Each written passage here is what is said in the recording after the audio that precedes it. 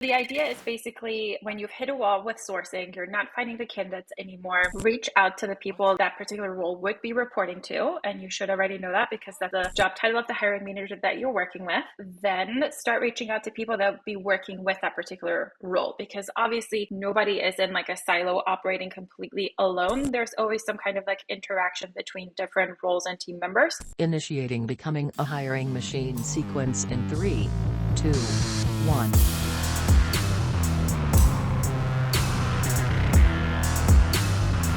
Hey everyone, it's Sam Keenly, and welcome to Becoming a Hiring Machine. This is the show dedicated to fixing recruitment by going beyond saying what needs to change and instead teaches you how to make that change.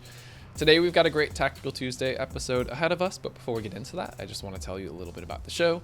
Essentially, we have shows within the show here. Some days we have interviews with industry thought leaders and others who are shaking up the space, while other days we cover things like trending topics. Stop by every Tuesday like today for a Tactical Tuesday episode where we go deep on how to do something that's going to help you drive better results in your day-to-day. Some days we open up for Q&A, and other days you get a mic drop episode from Matt where he shares something that he's been thinking about within the recruitment space and wants you to know. Now, as a reminder, if you love the content we share here on the show, make sure that you subscribe for more. All right, today we have a great tactical episode, and it's going to hit right at the intersection of something that many recruiters struggle with, which is sourcing incredibly hard to find, highly technical or specific candidates with something that many of you recruiters are phenomenal with, and that's building, developing, and leveraging relationships. And so that's why I'm excited to get into this one with our favorite Tactical Tuesday co-host, Vivien. Vivien, welcome. Thank you. Oh yeah. Good to be All right. back.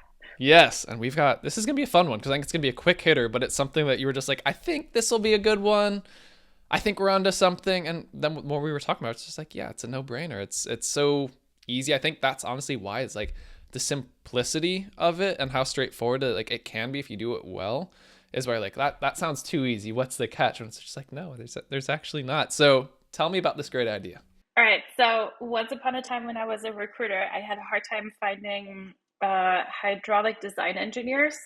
And one of the recommendations that I got is to reach out to the people that this particular person would be reporting to or working with laterally, and to see if they know of someone really great. Because the kind of thought behind it is that if you're not reaching out to them for like a role as a recruiter, they're more likely to kind of say, hey, I actually know someone, here's a referral or something like that, because it's not them. It's more so kind of saying, yeah, I did work with someone, that kind of stuff.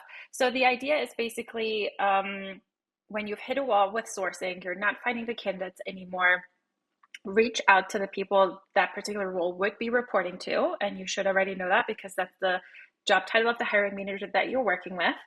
And then start reaching out to people that would be working with that particular role, because obviously nobody is in like a silo operating completely alone. There's always some kind of like interaction between different roles and team members. So the example that we kind of conjured up is when you're looking for a back-end engineer.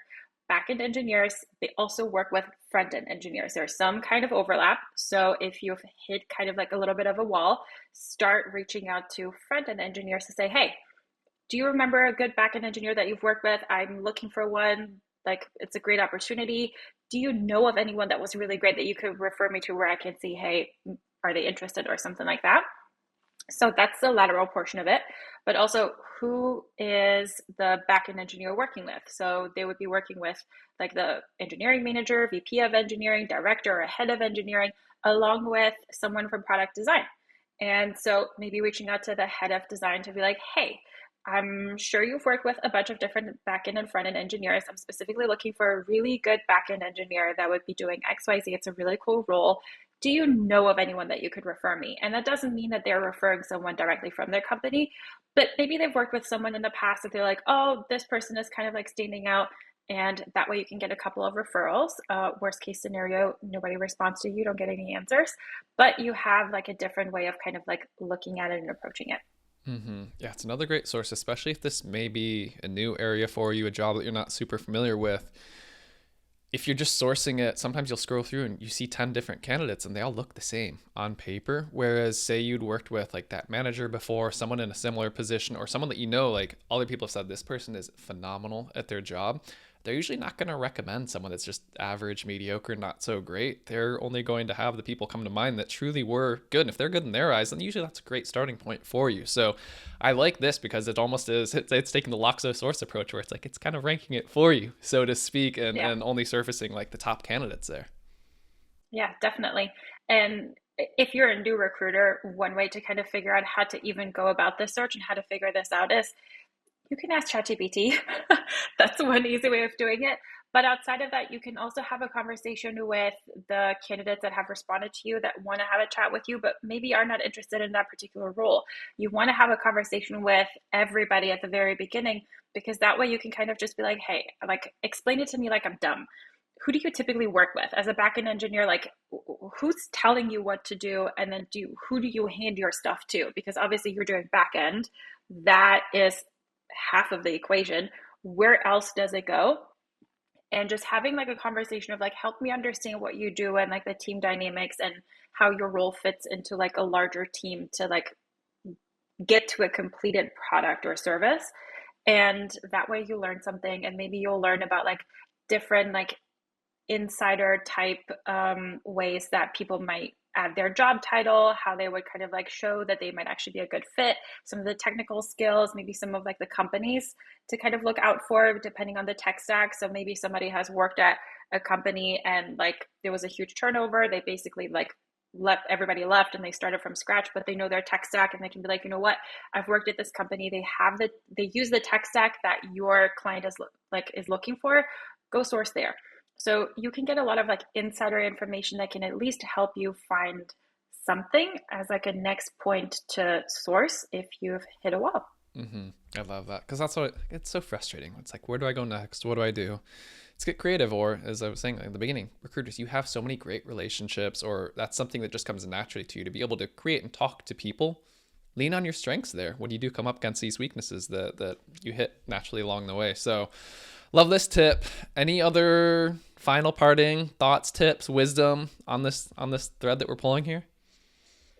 Mainly think outside of the box and get creative. There's nothing that you can lose outside of just talking to people, getting a better understanding for the dynamics and things like that, so that when you're talking to people, you're not starting at, I know nothing of this, but more so, I have some knowledge, and that way it will help you screen candidates more effectively and better, so that when you are recommending them, you're recommending them because you have a solid basic idea of what it entails. And this is where over time you'll start to get this like gut instinct to discern who actually knows their stuff versus who's just talking stuff or reading the script off of ChatGPT.